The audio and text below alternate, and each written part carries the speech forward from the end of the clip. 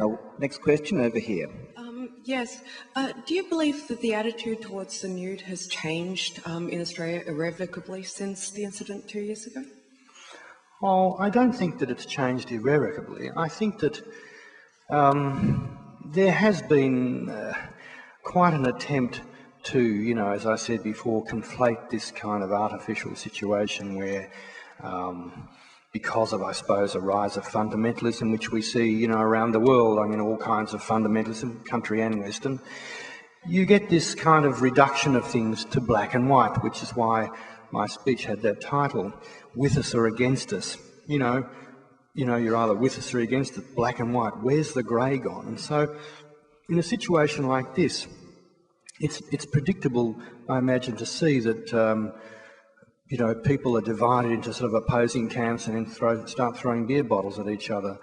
But I think beneath the kind of, I don't know, the veneer of what the media do and so forth, and I have, you know, no real problem with the media. The media are a value-neutral opportunist. They're there to make money. We sometimes forget, when all the news and current affairs and issues flying back and forth, that it's a business.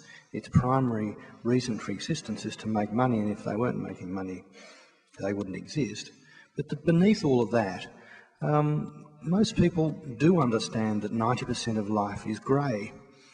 And where, you know, the human body is concerned and the, you know, the history of the nude in art is concerned, that this, you know, it's not something that's just going to change suddenly.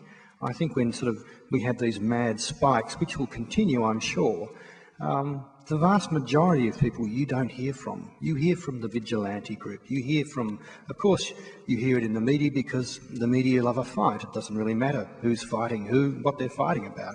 You know, it's about selling advertising. So that part of it's kind of a given.